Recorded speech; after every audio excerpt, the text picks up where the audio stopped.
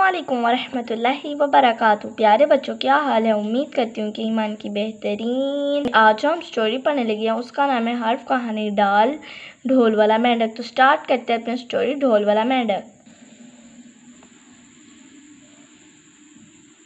अलीफ नगर की बस्ती में एक दलदल थी और उसके इतराफ में ढेर सारे मेंढक रहा करते थे। उनमें से एक छोटा मेंढक भी था जिसे सब डड्डू पुकारते। वो उनकी बात से जलता रहता। मेरा नाम डड्डू नहीं है, मैं एक मेंढक हूँ। वो सबको डांटता, मगर सब ढीठ बनकर इसे डड्डू ही कहते। वो कभी इसकी काली रंगीयत का मजाक उड़ाते और कभी शक्ल और कभी जिस्मानत का।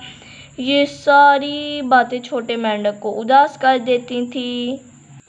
एक दिन वो दलदल के पास बैठा था कि वहाँ एक लंबी और गोल सी अजीब शय नजर आई। छोटे मेंढक ने इसे खाने की चीज़ समझकर लपका, मगर जब वो करीब आया तो डर गया। उसने टरना शुरू कर दिया तो सारे मेंढक इकट्ठे हो गए।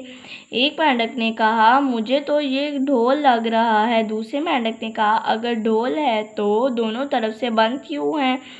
ढोल तो एक तरफ से खुल। एक मेंढक ने कहा, मानो ना मानो, ये किसी जानवर का अंडा ही है। छोटे मेंढक ने कहा, अगर अंडा है तो सफ़ेद क्यों? मेंढक अब परेशान है।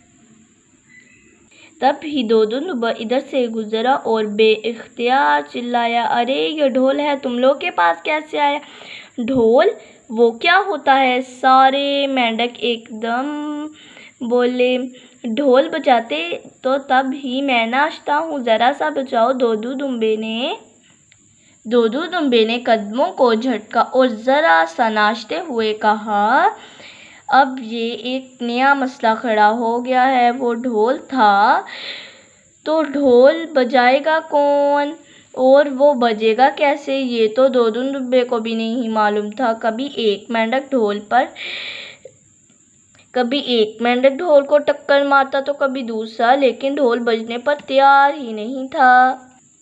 छोटे मेंढक को अचानक दलदल के पास गिरी एक मोटी शाख का ख्याल आया। वो शाख लेकर भागता हुआ वापस आया और उसने ढोल की एक तरफ मारा। ढम ढम एक डरावनी सी आवाज़ ढोल से निकली। दुम्बे ने मेंढक से कहा, हाँ, बजता तो ऐसे ही है, मगर शाखें मजबूत होनी चाहिए। छोटे मेंढक को मज़ा आया। उसने बारी बारी आस पास पड़ी मुख्तलिफ मोटी शाखों के ज़रिए ढोल पर ज़रब लगाई। तब भी एक मोटी शाख ढोल पर लगी और बड़ी अच्छी आवाज़ निकली। ढोल वाले मेंढक ढम ढम ढोल बजाने लगा और दुम्बे ने भी डांस करने लगा। इस दिन ढोल की वजह से छोटे मेंढक को पहली बार दोदू जैसा दोस्त मिला। अलीफ नगर के बाकी जानवर भी ढोल की ढम ढम सुनकर वहां इकट्ठे हो गए। वो सब बेहद मगरूब होकर इस बजाते हुए ढोल को देख रहे थे और छोटे मेंढक के सिवा कोई नहीं बजा सकता था। ये वही मेंढक था जिसको सब बेकार समझते और मजाक उड़ाते थे।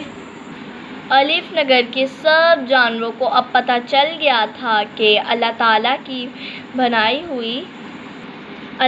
की बनाई हुई चीज़ कोई भी जानवर बेमकसद नहीं। हर किसी को अल्लाह ताला ने कोई ना कोई ख़ास खूबी अता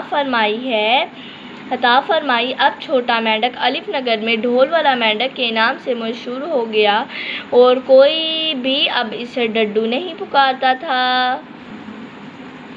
तो प्यारे बच्चों, कैसी लगी आज की हमारी स्टोरी ढोल वाला मेंढक? तो अल्लाह हाफिज़।